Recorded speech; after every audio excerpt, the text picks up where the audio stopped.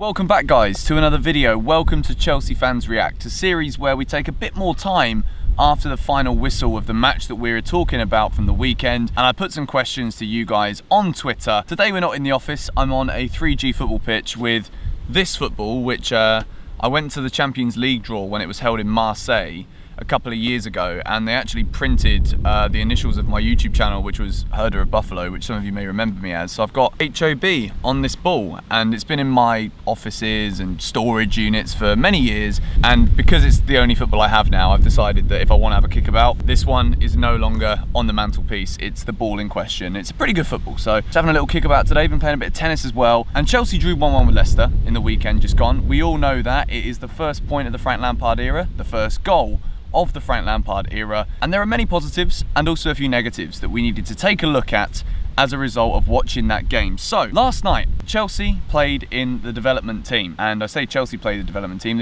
team for Chelsea Football Club played. It's basically like the reserves, and we got a good win against Liverpool with Michy Batshuayi scoring twice in the game against Liverpool. 3-0 or 3-1 I think it was, and Tino Anjorin also scored, and there's a lot of people saying a lot of good things about him. He's 17 years old, and people are already saying that potentially he could get a look in because Frank Lampard was there last night actually watching him.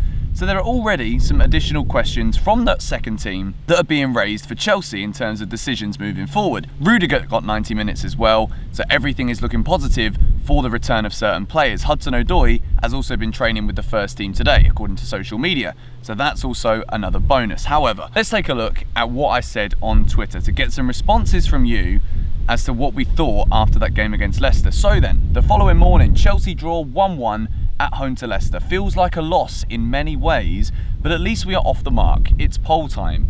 Your CFC man of the match, and I put Emerson, Mason Mount, N'Golo Kante and Kurt Zouma as the options. 50%, and winning this poll, was Mason Mount. He scored his first goal. He had a good performance. I think there were times where he got out-muscled a little bit against that Leicester midfield, which I think is something we've got to expect with his age and his experience. And I think maybe the physicality of the Premier League is still something that he's got to step up to. But there were so many positives from him. The way he presses to win back that ball. There's a bit of wind. I hope it isn't too bad for you guys listening and shaking the camera right now. Mason Mount with 50%, Emerson with 22%, and N'Golo Kante with 21%. Kurt Zouma on 7%, but I think usually when it comes to picking a man of the match, it's often more going forward players than defenders that get a look in. But I definitely agree with the order of the poll. 7% for Zouma, 21% Kante, 22% Emerson, who had a flawless game, according to this tweet from Yannick.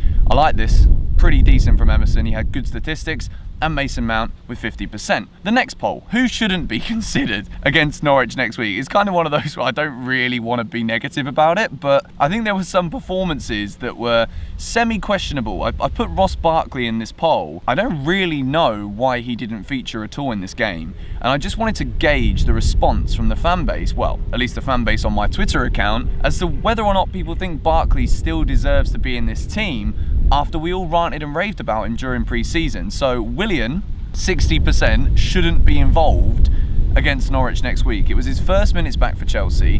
He's been injured. He came back from Copa America, and he's not really featured for Chelsea at all. He came on off the bench, and it was an underwhelming performance from Willian. I think that we can all scapegoat that one corner that didn't beat the first man, and a couple of poor passes, and maybe a lack of vision, you could say, was an issue from Willian in that game against Leicester, where we didn't create enough, if any, opportunities to win the game towards the end of it. It looked more likely that Leicester were going to do so. So Willian was 60%, 19% with Pedro, and 21% don't think Ross Barkley, despite not having any minutes in the game against Leicester City. 21% of people think that Ross should not be considered to start against Norwich next week, which I find that a little bit crazy, but you know, this is the Chelsea Fans React. This is where you guys get to have your voice as opposed to it just being mine.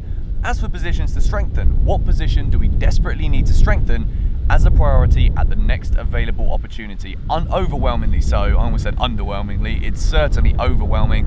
56% say striker. There is a helicopter. I think they're after me. So 56% said striker, 21% said centre-back, 10% wingers, and 13% full-back. So I think it's quite obvious right now that the main issue at Chelsea is the striker position. Who's going to start up front? For me, and I go back to what I said at the beginning, Michy Batshuayi has not even been on the bench in the 2 Premier League games. For some reason, Frank isn't trusting in him right now. He played in the development squad last night, he scored 2 goals, and he also got the assist for Tino Anjorin's goal, and we won the game by scoring 3.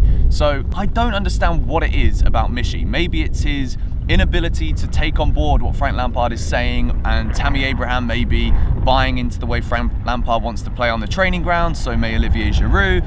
And then Michy Batshuayi is missing some kind of tactical point that Lampard's trying to put across, which is the reason why he's not even getting a sniff right now in the first team. I don't know what it is, but it's clearly something. I would just stick Michy Batshuayi in the starting 11 for the game against Norwich. It's not going to be an easy game. I'm going to do a video this week where we take a look at Teemu Pukki compared to some of the other Chelsea strikers. Expect that over the next couple of days. We've given Tammy a start against United. We gave Giroud a start against Leicester. As overall striking performances go, it was underwhelming in both cases. So give Michy Batshuayi a start against Norwich. If he completely flops, at least we've given him a shot. If the guy can't even make the subs bench, how are we ever going to see what Michy Batshuayi can do? So going over some of the YouTube comments from the 6 Things We Learned video yesterday, a lot of people again are mentioning how I don't really give Jorginho enough credit and how good he has been so far at the start of this season. He came off a little bit too early. I've got a message here from Heaven's Box, great name. Jorginho should never be subbed. He is extremely key in communication with defenders and attackers. That Ndidi goal, if someone was holding his tits, he would never have scored. Well, I didn't read this full comment before I actually started reading this one out, but I agree with the first bit. I don't think Jorginho should have came off in that game. It was obviously a case of fitness. I'm sure Frank understands that Jorginho is that connector between the defenders and the attackers, and he's also a communicator, a future captain potentially for Chelsea. I'm still thinking about how I'm going to make that video. I will make that video, I promise. But a lot of people, again, there's a lot of nice comments towards me, which I'm very grateful for. Thank you for that.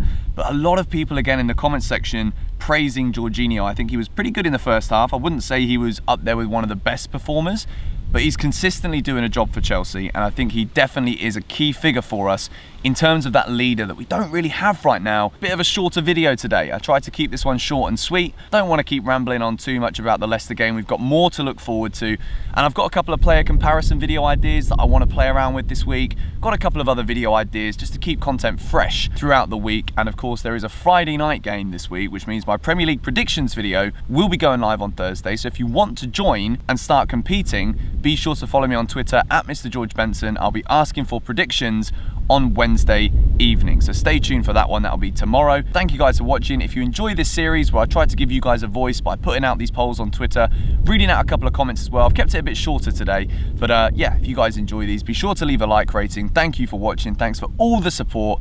We hit 35,000 subscribers in the last 24 hours, which is absolutely sick. We're flying. I will catch you all later. Goodbye.